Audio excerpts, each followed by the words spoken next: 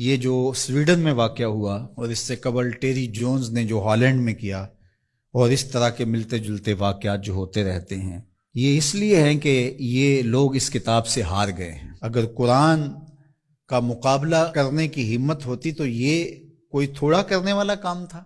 آزادی اظہار کی بات کرنے والے، بات بات پہ ڈائیلاگ مکالمے کی بات کرنے والے اس سطحیت پہ کیوں اتر آئے؟ اس لیے کہ قرآن کا مقابلہ ان سے ممکن ہی نہیں ہے، اور قرآن نے چیلنج کر رکھا ہے، اور یہ چیلنج آج کا نہیں ہے، یہ صدیوں سے چیلنج ہے۔ چیلنج یہ نہیں کیا گیا کہ بڑی صورت لے کر آؤ، 3 آیات پر مشتمل ایک صورت ہی لے آؤ، نہیں لا سکے۔ تیرے سامنے یوں دبے لچے فصحا عرب کے بڑے بڑے، کوئی جانے کے منہ میں زبان نہیں بلکہ جسم میں جان نہیں۔ جب قرآن کا چیلنج قرآن میں موجود ہے، اور وہ اس محدود زمانے کے لیے نہیں تھا، قیامت تک ہے کہ صرف 3 آیتیں لے آؤ اس قرآن کے مقابلے میں، اور سب جمع ہو جاؤ، وقت بھی جتنا مانگتے ہو، قیامت تک تمہارے پاس وقت ہے۔ تو اگر یہ کام نہیں کر پا رہے اور کتاب رحمت قرآن مجید کے نسخے کو توہین کا نشانہ بناتے ہیں، تو اس کا مطلب سیدھا سیدھا یہ ہے کہ یہ شکست خوردہ لوگ ہیں۔ یہ جو مکالمے کی اور ڈائیلاگ کی بات کرتے ہیں، یہ صرف زبان سے اور منہ سے کرتے ہیں۔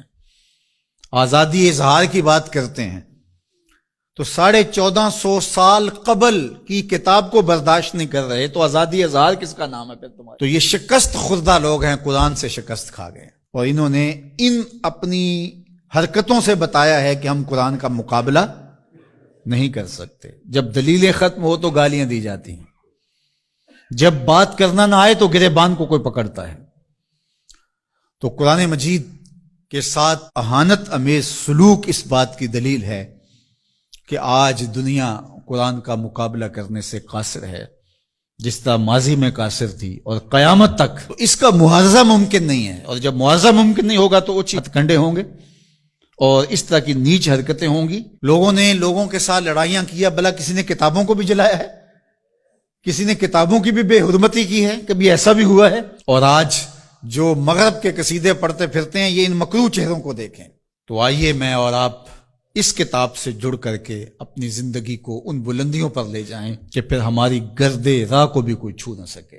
لیکن افسوس یہ کہ یہ چیزیں ہمیں بیدار کرنے کی بجائے، یہ چیزیں ہمیں کھڑا کرنے کی بجائے، کتاب کے ساتھ جوڑنے کی بجائے، الٹا جو ہے وہ ہمارا غیظ و غضب اپنے اوپر ہی برستا ہے، اور پھر ہم جو ہے وہ دوبارہ وہیں بیٹھ جاتے ہیں جہاں ہم تھے، اور 1 انچ بھی آگے بڑھنے کے ہم کوشش نہیں کرتے۔ یہ واقعات امتوں کو کھڑا کر دیتے ہیں۔ آپ تاریخ پڑھیں، چھوٹے چھوٹے واقعات سے قومیں کھڑی ہو جاتی ہیں، لیکن قوم ہو تو کھڑی ہوگی نا، اور جب قوم ہی نہیں ہوگی تو قیامت بھی ٹوٹ جائے تو کوئی فرق نہیں پڑتا۔ اقبال نے کہا تھا، جس سے تعمیر ہو آدم کی، یہ وہ گل ہی نہیں۔ اس مٹی سے پھر کچھ بھی نہیں بنے گا، یہ مٹی کی مٹی رہے گی، تودا رہے گا ریت کا، کچھ بھی نہیں بنے گا۔ قیامتیں گزر جائیں تو کچھ نہیں ہوتا۔ تو یہ چیزیں امت کو کھڑی کر دیں، اور کتاب رحمت کے ساتھ ہم جو ہے وہ جڑ جائیں، اور اس طرح جڑیں کہ ہمارا اوڑھنا بچھونا اس کتاب کی تعلیمات کے نتیجے میں ہو، اور پھر دیکھنا کہ دنیا تسخیر کرنے کا راستہ یہیں سے نکلے گا۔ اللہ جل شانہ ہمیں ہمت عطا فرمائے۔ اگرچہ ہمارا دل بہت دکھا ہے اس معاملے کے اندر، اور اس وقت پیدر پہ ایسے واقعات ہوتے ہیں کہ ہمارا دل زخمی ہوتا ہے، لیکن ہم اس کا کیا کر سکتے ہیں جب تک ہمارے پاس قوت نہیں ہوگی، شوکت اور حشمت نہیں ہوگی۔ مغلوب قومیں سوائے پیچ و تاب کے اور کیا کر سکتی ہیں؟ غالب قومیں جو ہیں وہ فیصلے کرتی ہیں، اور فیصلے ہی نتیجہ خیز ہوتے ہیں۔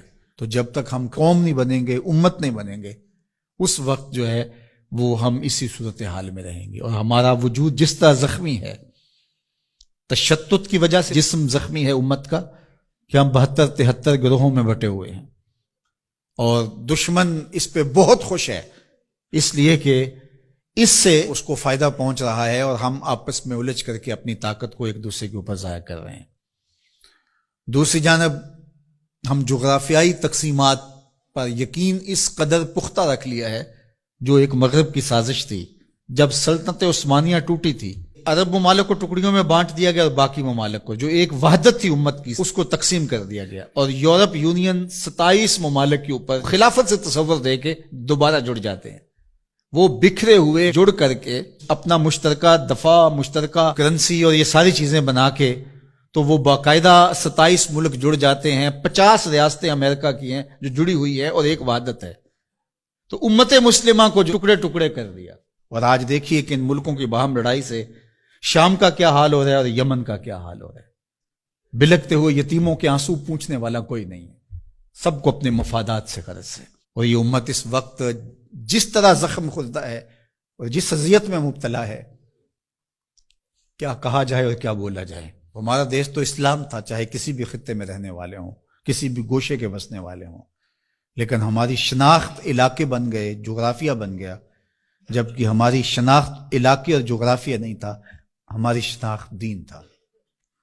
ہم سب سے پہلے مسلمان تھے،